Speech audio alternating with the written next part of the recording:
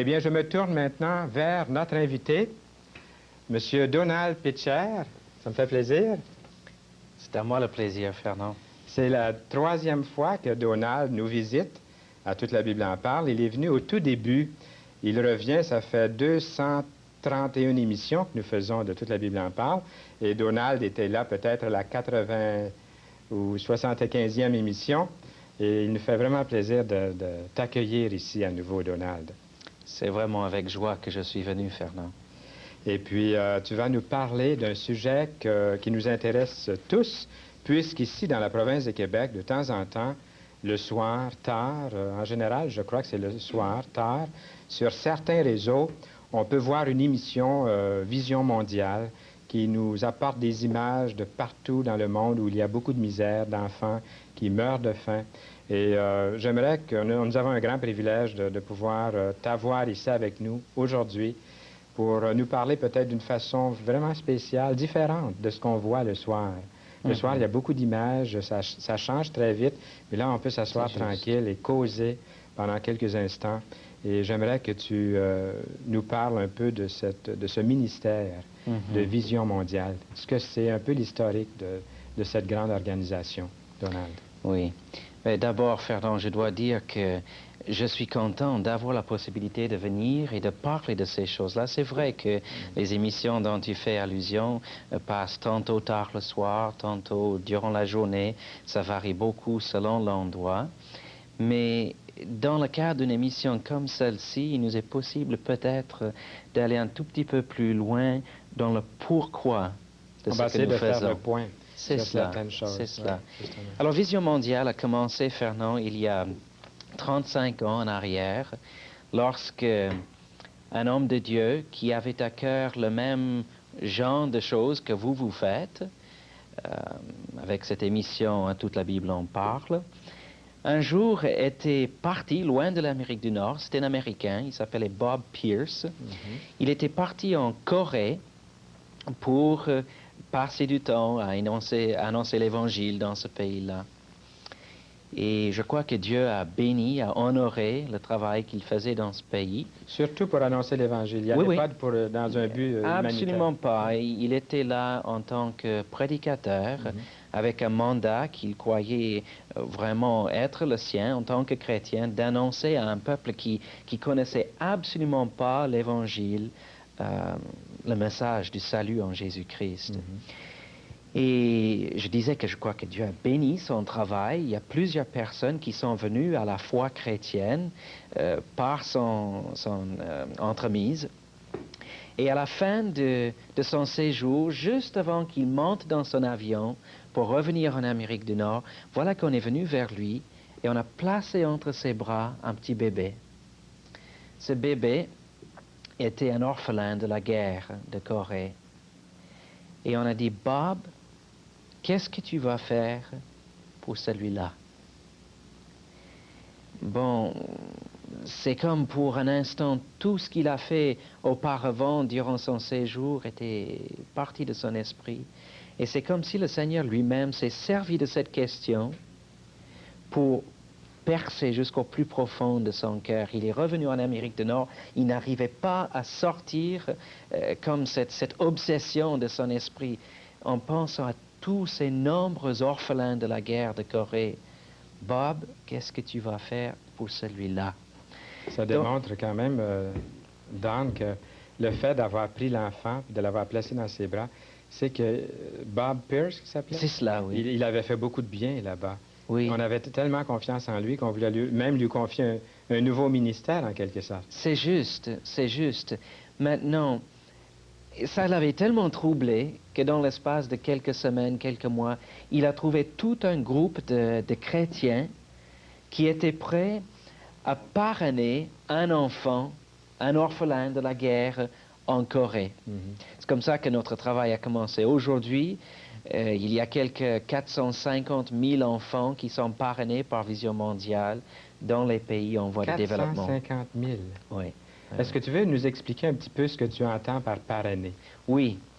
Alors, le désir de Vision mondiale, le but dès le départ, ça a été de donner aux gens qui se trouvent dans les pays en voie de développement une possibilité de s'épanouir, de devenir autosuffisants en quelque sorte dans leur propre pays. Bon, il y a d'autres personnes qui ont d'autres optiques et qui font du travail qui, des fois, est très valable aussi en déplaçant les gens d'une place à l'autre. Mais notre désir, c'est d'abord de donner à l'individu la possibilité de s'épanouir dans son environnement. Ensuite, on veut avoir un ministère auprès de l'homme comme un tout. Il y a des gens qui se penchent tout spécialement sur les besoins physiques de l'homme. C'est bien, l'homme a des besoins physiques. Et en tant que chrétien, peut-être on en parlera tout à l'heure, mais on a un devoir. Mais il y a d'autres qui se penchent sur l'enseignement. D'autres qui vantent et qui évangélisent et puis qui laissent le reste à d'autres.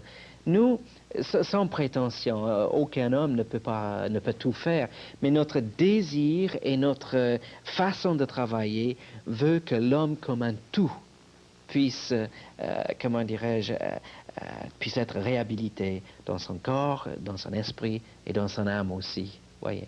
Et depuis le tout début, mais depuis qu'on avait placé cet enfant-là dans ses bras, vous avez eu en tant que vision mondiale a eu comme vision, c'est cela, c'est le cas de le dire, l'être entier. C'est cela, c'est juste. Tripartite, l'homme est tripartite, donc vous prenez soin de chaque partie de son être. C'est juste, évidemment. À fur et à mesure que le travail s'est développé et que de nouvelles portes nous sont ouvertes, on a trouvé des situations qui étaient très différentes de celles du Corée. Ça varie beaucoup d'un endroit à l'autre, la façon que l'œuvre va se développer. Il y a certains endroits, par exemple, il y a des sociétés marxistes où Vision Mondiale a le droit d'œuvrer à cause de la qualité du travail humanitaire qui est offerte, mais il n'est nullement question dans ces pays-là, évidemment, d'aller sur les places publiques et de prêcher l'Évangile. Cependant, nous nous réjouissons que même dans ces pays-là, l'Évangile, quand elle est vécue, transparaît. Et il y a un rôle aussi que nous avons d'encouragement auprès de certains chrétiens du pays qui sont plus impliqués directement dans l'évangélisation de leur pays. Oui. On va revenir à cette question de parrainer maintenant un enfant. Oui, excuse, je n'ai pas répondu. Mais c'est bon, tout ce que tu as dit pour en arriver là est quand même très, très, très important. Oui, le parrainage, je partais en disant que nous voulons que l'homme puisse s'épanouir dans son propre environnement. Donc, pour nous, le parrain, c'est une personne qui, dans notre société, dans les pays de l'Ouest, les pays plus favorisés, si on veut, est prête à faire un petit sacrifice afin de donner la possibilité de vie et d'épanouissement à un enfant du tiers-monde. Nous avons donc un programme par lequel les gens peuvent s'engager au coût de 23 $ par mois pour parrainer un enfant dans le tiers-monde. Pourquoi 23? Parce non, pas que, 25 ou oui, 20. Une bonne question. C'est parce que on a calculé que sur le moyen, pour pouvoir pourvoir aux besoins d'un enfant, c'est à peu près ça que ça coûte. En réalité, chaque enfant qui est sur le programme de parrainage est déjà pris en soin par Vision Mondiale dans des projets dans lesquels les enfants se trouvent. Mais comment dirais-je, la responsabilité d'un parrain ici de se mettre en relation avec un enfant, c'est afin de rendre le soutien plus personnel. Le parrain ici peut écrire à un enfant qu'il parraine. Il peut avoir que...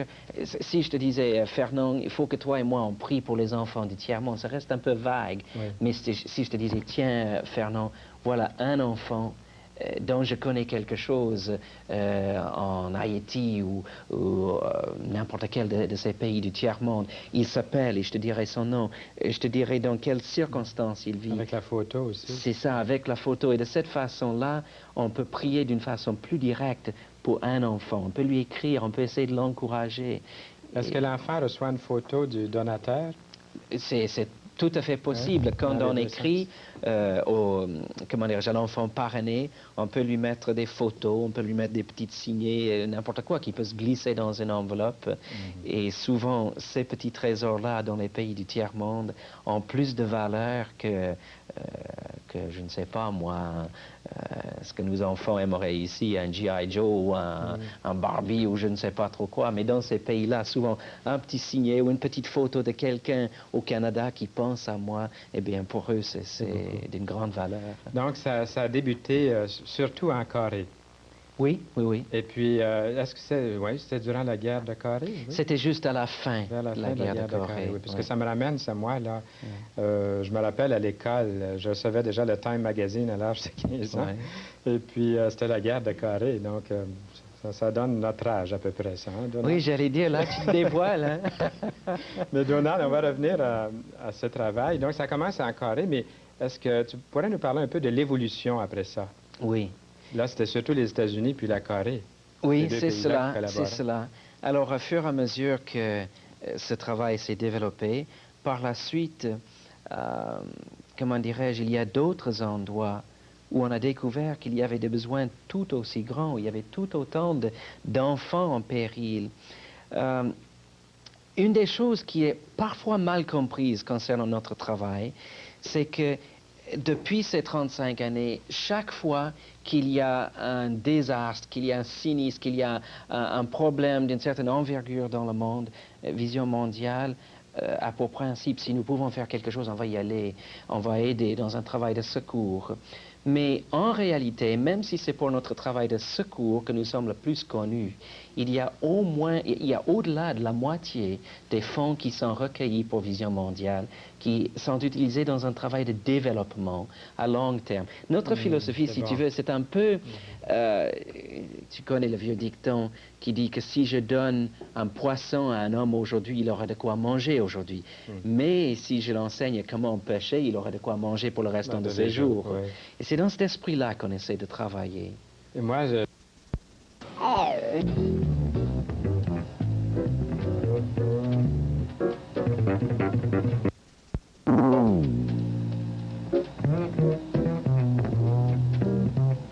que j'aime beaucoup, je t'écoute et puis je me dis combien de personnes réalisent que derrière Vision mondiale, il y avait une vision qui venait du Seigneur au fond dans le cœur d'un homme, comme Bob Pierce, qui est allé annoncer l'Évangile. Et puis il y a toute une armée d'hommes et de femmes maintenant dans Vision mondiale. S'il y a tant de parrainage, de parrains et de marraines, j'imagine qu'il doit y avoir toute une équipe derrière ça aussi. C'est juste, vois-tu, Fernand, nous ne sommes pas meilleurs que d'autres organisations. Hein? Il y a d'autres mouvements qui font un travail tout à fait valable et parfois même il nous est donné la possibilité de collaborer avec d'autres mouvements dans certaines circonstances. Mais je pense que ce qui fait la différence entre Vision mondiale et certaines de ces autres organisations qui sont très connues dans notre pays, c'est que nous ne sommes pas meilleurs, mais notre travail est mis entre les mains du Seigneur. Amen. Bon, nous ne sommes pas des phénix, on n'a pas les réponses à tout, mais on sait que quand on va dans une situation où il y a du monde qui a faim, où il y a des situations difficiles, on sait reconnaître nos limites, mais on sait aussi qu'il y a au-dessus de nous un Seigneur qui n'est pas limité. Et si on avait du temps, on pourrait raconter l'intervention du Seigneur dans des façons tout à fait extraordinaires. Tu sais, on a beaucoup parlé de l'Éthiopie depuis une année. Parle-nous-en un peu d'Afrique et tout ça. Oui, mais est-ce que tu allais dire? Je me transporte 1 an en arrière. Et depuis 3 ans, on était un peu comme Jean-Baptiste, on criait dans le désert. On essayait de dire au monde, regardez voir ce qui se passe. Regardez cette foule qui périt sans manger, sans boire, sans soins médicaux et sans la connaissance du Seigneur. Et ça, tu l'as vu, toi, de tes propres yeux? Moi, je l'ai vu depuis. Je suis allé cet été. Je parlerai de ça dans un instant. Mais ce que je voulais dire, Fernand, c'est qu'on avait vraiment l'impression de crier. Il y avait des gens qui nous écoutaient. Dieu merci, parce que des vies ont été sauvées parce qu'il y avait des gens qui écoutaient. Mais il semble que le grand public écoutait d'un oreille, mais était un petit peu méfiant de tout cela. Est-ce que c'est parce que nous sommes des chrétiens? Je n'en sais rien. Mais ce qui est arrivé le Seigneur a son plan quand même, il nous étonne des fois. Hein. Mais on a tellement lutté et prié pour cela. Et voilà que tout d'un coup, au mois d'octobre de l'année passée, une équipe de tournage de la télévision de la Grande-Bretagne est allée en Éthiopie. Tout le monde, comment dirais-je, tous les pays de l'Ouest maintenant ont vu ce qui a été tourné. Mais ce que les gens ne savent pas, c'est que quand ils se sont rendus en Éthiopie, ils sont montés dans un avion de vision mondiale. On les a fait rentrer à l'intérieur du pays. Et ces films qui ont choqué le monde, qu'ils ont tournés, c'est là où on les a emmenés qu'ils ont vu cela. Et enfin, à travers des gens qui n'avaient pas un but chrétien, le Seigneur était en train de répondre à notre prière. Et enfin, les yeux du monde étaient fixés sur ce qu'on essayait de dire. Bon, à partir de là, on a vraiment pu voir la gloire du Seigneur éclater en ce qu'il y a beaucoup de gens qui ont été sensibilisés. Et c'est une réponse à nos prières. Il y a beaucoup de gens qui ont été prêts à faire de quoi. Bon, j'étais en Afrique cet été. J'ai pu voir de mes yeux, Fernand, de milliers de personnes, littéralement, qui seraient morts à cette heure si on n'avait pas été en train de faire ce que nous avons fait depuis un an là-bas. Qu'est-ce que tu ressentais, Donald? Je pense que émotionnellement, je suis passé par toute la gamme des choses qu'on peut ressentir en Afrique. Je me suis étonné moi-même. Je crois qu'une des premières choses que j'ai ressenties et qui m'a drôlement étonné, c'était la colère. Hein? Toi? Oui. Oui. Ça t'étonne, hein? Tu m'as pas vu en colère. Je vais demander à Brigitte, je vais la voir la prochaine fois. Mais c'était une colère, non pas violente, mais une colère intérieure face à l'injustice. Hein? Tu le voyais, c'était plus marqué l'injustice qui existe dans le monde. C'est le mauvais partage des biens, tout ça. C'est cela. Voyons que, comment dirais-je, que Dieu a créé la terre d'une façon parfaite. Et de voir qu'à cause de l'égoïsme de l'homme, à cause de notre orgueil parfois, à cause des priorités d'intérêt personnel, on laisse mourir l'autre. On est bien loin de la question qui vient si proche du début de la parole de Dieu quand la question est clairement posée. Suis-je le gardien de mon frère? Hein? La même voix se fait entendre de Dieu aujourd'hui. Et puis la réponse est la même. Suis-je le gardien de mon frère? Oui. Absolument. Alors, tu as été très près de tout ça. Oui. Qu'est-ce qui t'a frappé le plus lors de ton séjour? Tu viens de nous en parler brièvement. Mais... Oui, je dirais qu'il y a 2-3 choses qui m'ont vraiment marqué. Une des choses négatives, et puis je parlais du positif parce que assez dit du négatif, mais je dirais que j'ai trouvé une frustration énorme dans ce continent où on a parfois l'impression qu'il n'y a rien qui marche comme il faut. Ça ne devrait pas être comme ça. Hein. Cependant, 2 choses qui m'ont drôlement encouragé. D'abord, c'est comme j'ai dit, de voir qu'il y a autant de personnes qui, à cause de l'aide de personnes comme ceux qui nous écoutent ce soir, il y a des milliers de vies qui ont été sauvées. La deuxième chose que j'ai vue et qui m'a vraiment encouragé, c'était l'esprit des chrétiens en Afrique qui travaillent dans notre œuvre là-bas. Des gens qui ne craignent pas le travail. Des gens qui vivent d'une simplicité, d'une foi réelle en Dieu. C'est extraordinaire. Ouais. On a beaucoup de choses d'apprendre des autres. On pense des fois que, on doit aller en Afrique pour enseigner. Peut-être, oui, il y a des choses qu'ils ont besoin, nos frères là-bas, d'apprendre. Mais on a à apprendre des autres aussi. Je crois qu'une des choses qui m'a vraiment marqué, c'est que quand l'homme n'a rien, il lui est tellement plus facile de mettre sa confiance en Dieu. Et quand il le fait, il est radieux de joie. J'ai vu des chrétiens là-bas qui débordaient de joie, alors que j'ai vu tellement de chrétiens ici qui ne le sont pas toujours. On en arrive pendant une minute. Notre entretien s'est passé tellement vite. Hein? C'est incroyable. Pendant une toute petite minute, quelle est notre responsabilité? Eh bien, c'est bien simple, Fernand. Il faut se dire, suis-je chrétien? Ne le suis-je pas? Maintenant, moi, j'ai une philosophie qui est très, très simple. Certains diront simpliste, c'est leur problème. Mais ma philosophie, c'est comme ceci. Je dis que si je suis chrétien, alors mon esprit doit être parfaitement en accord avec l'esprit de mon maître. Alors, je dis, quand Jésus regarde une terre où il y a autant de souffrances qu'il y a sur notre terre ce soir, quelle est son attitude? Hein? Et si je suis chrétien, est-ce que je peux avoir une autre attitude? Si je peux, alors je suis hypocrite. Je suis, comme dit la parole, je suis un symbole qui résonne. Ouais, ouais. Hein? Mais si je prétends avoir l'amour du Christ en moi et je ne suis pas prêt... Tu vois, moi j'ai dit je suis un père. Tu as dit tout à l'heure que j'ai 2 enfants. Je me dis, si je suis chrétien, je n'ai pas le droit de vouloir pour les enfants de quelqu'un d'autre moins que ce que je veux pour mes enfants. Là-dessus, mon cher Donald, on revient tantôt pour le mot de la fin, mais ce qui m'a beaucoup frappé, souvent, vous avez entendu, nous posons à nos invités, lorsqu'ils donnent leur témoignage, quelle a été la grande transformation dans votre vie? Et Donald vient de nous parler de cette nécessité absolue d'un changement dans la vie lorsque Jésus-Christ y est vraiment.